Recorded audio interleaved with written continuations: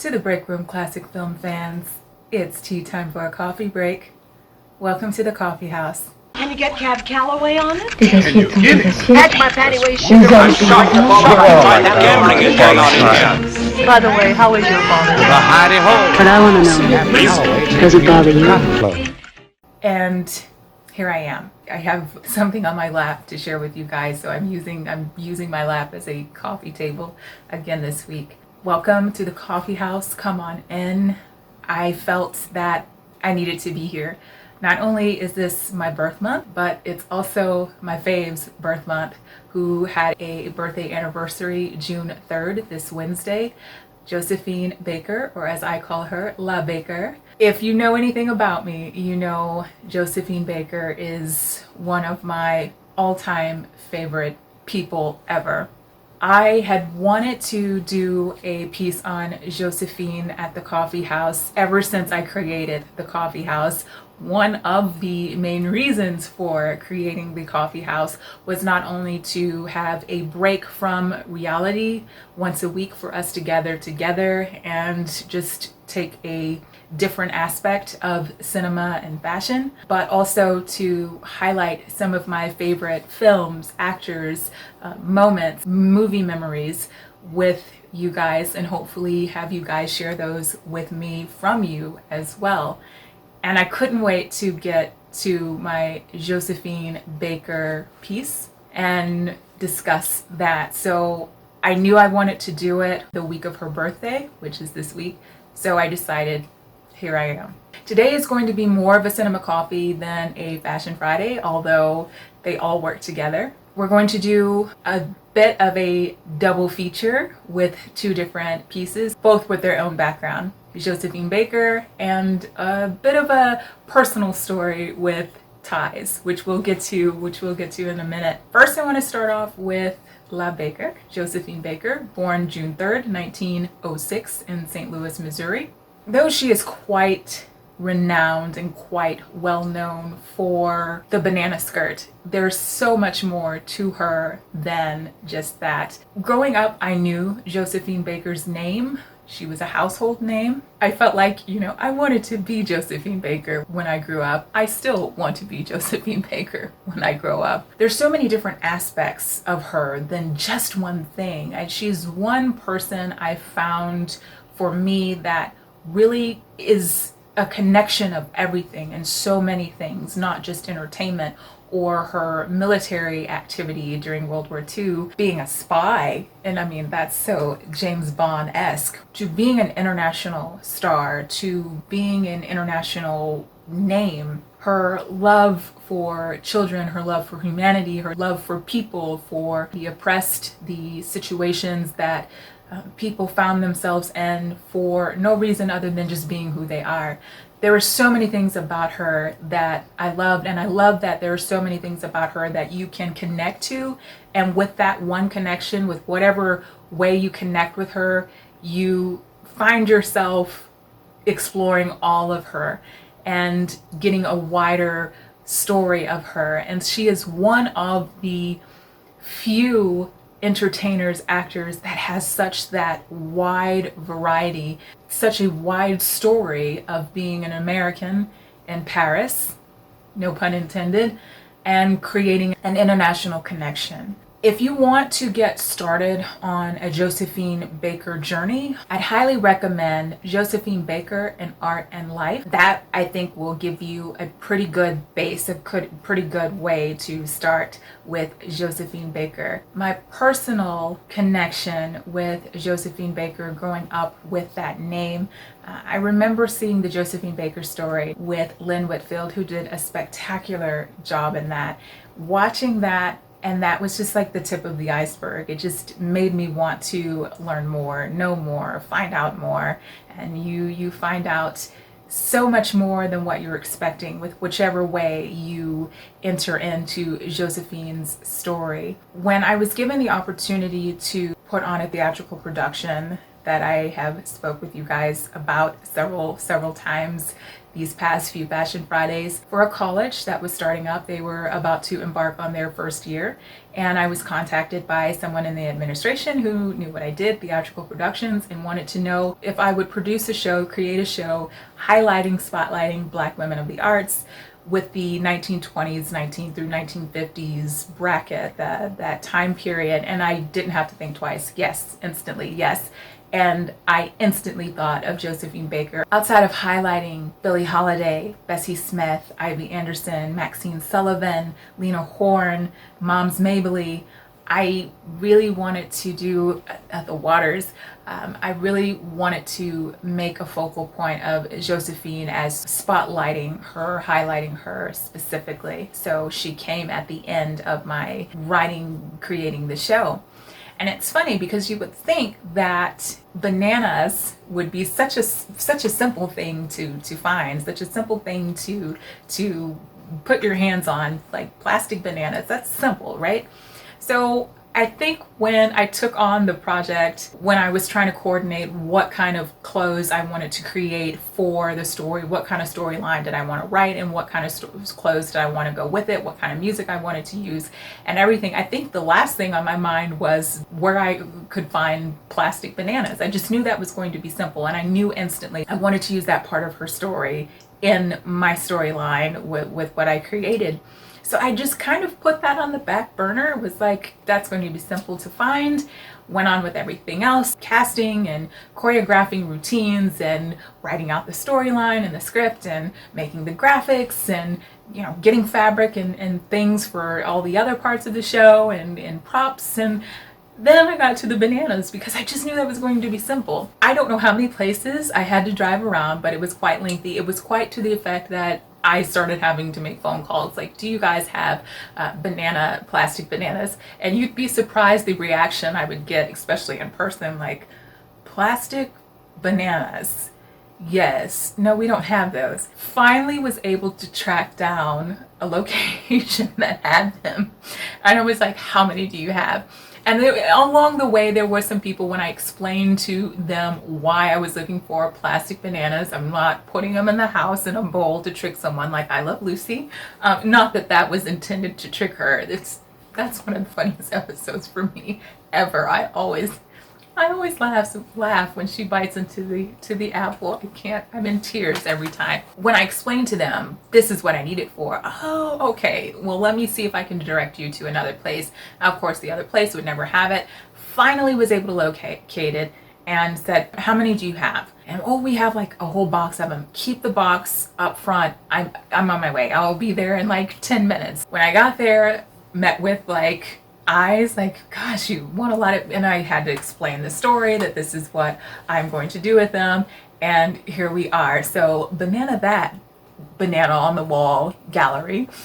So I created the banana skirt. It breathed life and it was put into existence. I made it all by hand, as well as the necktie piece, which is neckties and scarves. And if you think that the top looks familiar, haven't I seen that before? Yes, I have worn it. I do wear it in my everyday life. I really think if my house had a museum, this would be the primary piece showcased. And we'll get to that in just a moment. And you're probably thinking, does she, like every week she's saying she did something by hand. Does she have any sewing machines?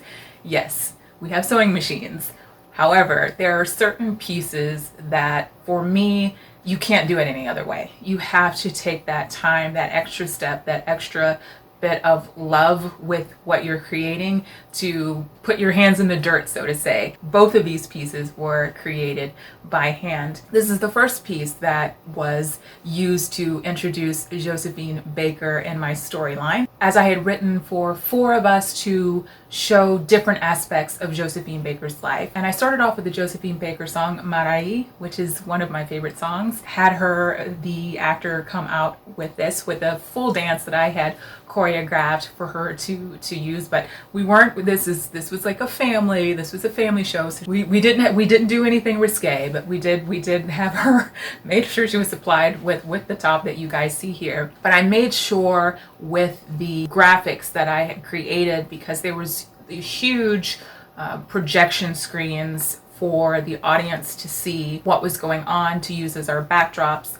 And I wanted to make sure to specifically highlight the night in October 1926, what was written about Josephine in her entirety. So I used that Marai introduction and just kept looping it to make sure everyone had time to read what an impact Josephine Baker made at the Revue in Paris 1926, that they had never seen anything like it, earning her Black Venus or Braun Venus nickname that I'm sure most of you have heard her referred to as. It also put in perspective for me when watching films of hers, particularly when I watched The French Way. When I see her, it reminds me that she's not out of place in these films. These were French films, but she's always from some other place other than an American per se. But it put in perspective for me, she's not out of place in these films. I can follow the storyline. You never have to mention anything about her race or color, and I'm there with the storyline. It's just the sign of the times, the time that she was put in, that is telling us she was out of place in her own country in particular, which made me sure to highlight the song and the usage of her most favorite number, of a song that she would sing throughout her career, J'ai deux amours. I have two loves, my country and Paris, which after the Second World War, she changed the lyrics to I have two loves, my country is Paris. That says a lot without even having to go into a lot of research about it, any background about it. If you want an extra link toward that way, I'd recommend Jazz Diasporas by Rashida K. Braggs, and I will have that name for you linked below, as well as a link to my website on the other graphic images, photos included from the theatrical production I did on Black Women of the Arts, as well as a link to the other book recommendation on Josephine Baker that I have. And for the closing number, I had to include Chassez la vie Bonheur. I love that song. When I think of it, I instantly think of the Josephine Baker story, 1991. So I had to hold that little piece for myself. I wanted to perform that number myself. I also had a video edit that I had created with Then I'll Be Happy, and I have that link, I have that video posted, and I will have a link for that for you to watch, which I used some footage from her and just edited that song in with it. And I made sure to show that I wanted, as much as I wanted us to be able to portray different parts of her life, I wanted her to speak for herself, for audience who may not be familiar with her or only saw her or only know her from one side perspective with the banana skirt. I wanted them to see for themselves who she was, who she is. So in that part of the show, I just let the screen speak for itself. And it's funny, whenever we would run rehearsals, that was the one number that no one wanted to skip past, because I would have, you know, the music playing on the screen so that the graphics can be playing with us as we rehearsed. And usually just for time only, from beginning to end, I would let everything play all the way through instead of just rehearsing one specific part of the show. And that's the one piece everyone would, so it became like an inside joke with us. That was the one part that everyone was like, no, don't fast forward it. And we would dance to it every rehearsal. So that was something fun. But buried with full military honors. I mean, there's so much to say about Josephine Baker. I can probably go on and on for every Cinema Coffee and find something new to share or something to share with you guys. So I hope that gives you a little bit more sparkle to your shine with La Baker. And what I wanted to share with you guys before I move on to our second piece is the speech that I had printed out for you guys, just so you can have a pretty well look at how much of it is. It is the speech in its entirety that Josephine made in 1963 at the March on Washington, prior to Martin Luther King making his I Have a Dream speech. She made her speech. And there's a part in it that I just wanted to read with you guys. When I was a child and they burned me out of my home, I was frightened and I ran away. Eventually, I ran far away. It was to a place called France. Many of you have been there and many have not. But I must tell you, ladies and gentlemen, in that country, I never feared. It was like a fairyland place. So I just wanted to read that little piece for you, and I will have the link to this speech for you to read in its entirety. I did post a link on her birthday on my Twitter page and Instagram page, but I will also provide a link for you guys below. All right, so I have some other fun things to share with you, more of a personal family connection with ties, which is why I'm showing my tie skirt. For the first show that I was ever invited to be a part of, participate in, was for a university who had a modeling fashion society association that was not necessarily connected with the university. Specifically, it was its own group made up of students, and they asked me to come and be a part of one of their annual shows. I put on my badge and I created my first show. And I had always had the idea of making, from my own imagination, a tie skirt. I don't know why, but it never went away. And I was like, this is the perfect time to do that. I gathered up all my male family members and said, hand them over.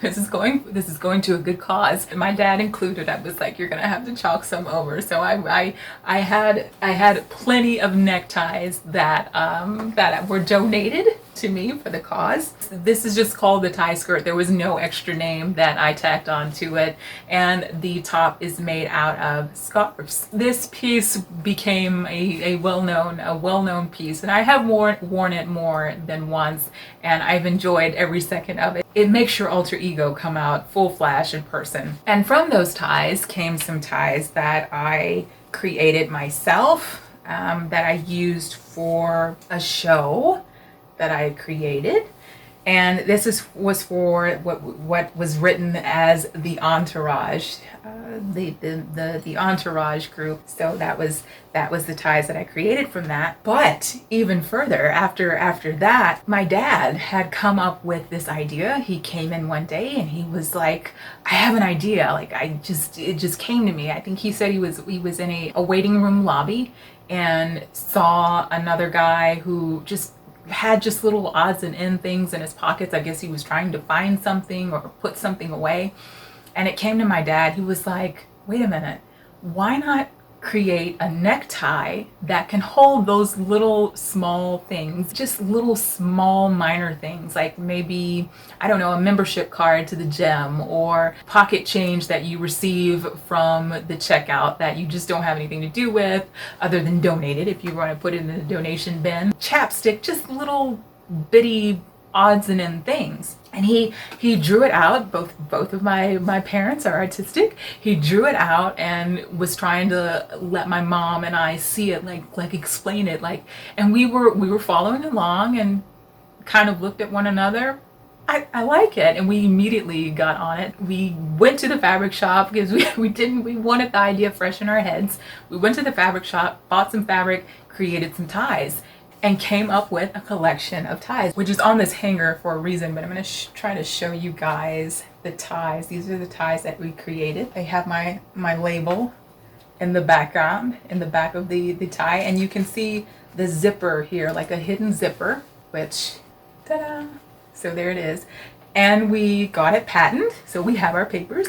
We got it patented and did a photo shoot with them, and I was able to use them in some shows, but it was something that my dad had created. And when trying to think of a name for it, he was like, we got to find a name for it. I instantly thought of the Shamus, which, if you don't know what a Shamus is, it's like a private detective, a gumshoe, which is something I had learned from Richard Diamond, Private Detective, which I learned Dick Powell from. And as I've shared with you guys, I learned about Dick Powell through Richard Diamond, Private Detective, with the old time radio box set that my dad had gifted me when I was a kid. Seeing my love for old time radio growing, having heard so much about old time radio from him. And Richard Diamond was one of the first ones that I popped in to play and listen to. It was the Gibson Murder Case, 1949. Learned that one straight through. I played it so much, learned everyone's role.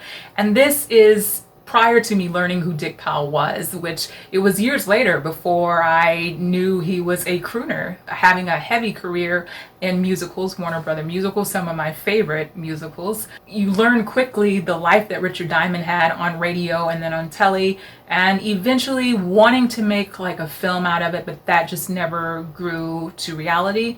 You realize Dick Powell had such a wide variety as well, going from crooner to tough guy on screen to Richard Diamond on radio, which prior to Richard Diamond on radio, he played Richard Rogue in Rogue Gallery in 1945 to 1946, and then took on the role of Richard Diamond, Private Detective, which was created by Blake Edwards.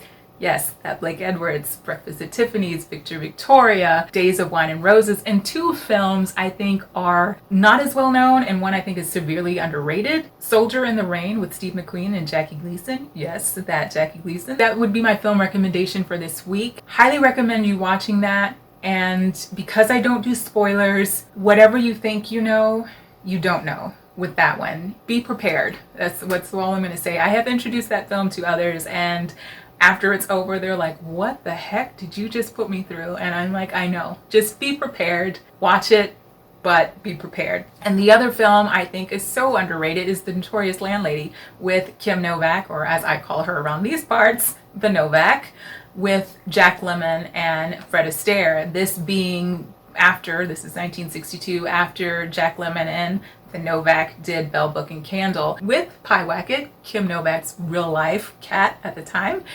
whose name was Pyewacket. So there's a little fun trivia for those of you who don't know that. I just think that's such an underrated film. So if you get some time to watch The Notorious Landlady 1962, let me know what you think. And if you've seen it, let me know what you think. Dick Powell went from playing Richard Diamond from 1949 to 1953. From there, it transitioned onto the telly, which he felt he was not fit to play that role. He felt he was too old to play it on the telly, but he did produce the telly series with 4 Star Television, which was his production company. If you are familiar with Wanted Dead or Alive with Steve McQueen or Zane Grey Theater, I love Zane Grey Theater, then that name will sound very familiar. But it was Dick Powell's company. He found it with Charles Boyer, Joel McCrea, who ended up leaving, and then Ida Lupino would take his part in the company with David Niven. And a bit of Richard Diamond trivia for the telly series. For those of you who don't know Mary Tyler Moore, you might see her credited as Sam, and it's because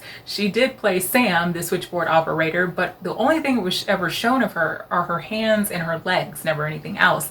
And it was after, she revealed that she was Sam on the Richard Diamond teleseries that she was replaced with Roxanne Brooks after announcing that it was for a TV Guide hosiery advertisement that Mary Tyler Moore did, and she revealed that. So she was replaced, but that's just a little bit of trivia for those of you guys who may not know that Mary Tyler Moore fans, hello. Thank you, Mom, for letting me stay up with her to watch the Mary Tyler Moore reruns, because she said she never missed it. She was fashion sense for my mom growing up. So thank you for that. So for those of you who didn't know that, now you know. To put in perspective how Dick Powell went from crooner to tough guy on screen, prior to being an actor, he was a vocalist, he was an instrumentalist, and an MC on occasion. But he went from doing these Warner Brother musicals, being a crooner, saying no to Bring on the Girls, which ended up being made in 1945 with Sonny Tufts. 1944, he does Meet the People with Lucille Ball. 1945, he's doing Murder My Sweet with Claire Trevor.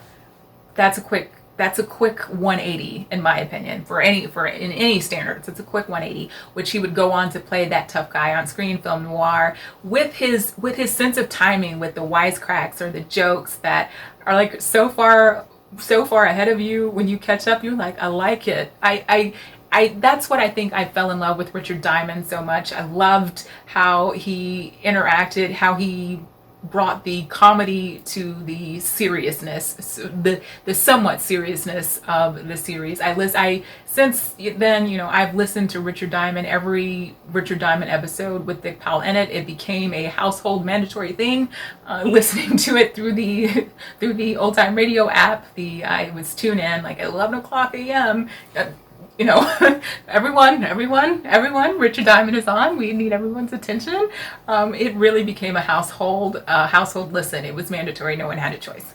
I encourage you to listen to Richard Diamond. If you haven't, I promise you it will put a smile on your face. Just have it playing in the background. It will put a smile on your face. So those are my old-time radio recommendations, my book recommendations, my film recommendations, my everything recommendations for this week. Before I leave, I have to say Virginia Gregg playing Helen Asher, Richard Diamond's girlfriend on the show, her voice is a mood. I have tried to implement that voice, that tone in my talk in everyday life like none other. I love to hear her talk like goals. I need to create that sultry effect with my voice. And also Ed Bagley Sr. playing Lieutenant Livingston. I love that with him and Otis. Where the devil is Otis? So again, those are my recommendations for this week. I hope everyone is staying as safe as you can, as positive as you can, as helpful as you can to yourself and others. On a serious note, that's what I'm here for at the coffee house, to hopefully provide some sort of outlet, and hopefully this week, hopefully brightening up your week. I may take a break next week with my birthday coming up the week after and join you guys on my birthday week for that Friday as sort of like a birthday celebration through my coffee house, my YouTube channel. But we'll see how that goes. But whether I take a break next week or not, be safe, be well, stay healthy, stay home. A bientôt. Can you get Cab Calloway on it? Because he told us Catch my panty waist sugar. I'm shocked why that gambling is going on in here. By the way, how is your father? The hidey hole. But I want to know, does it bother you?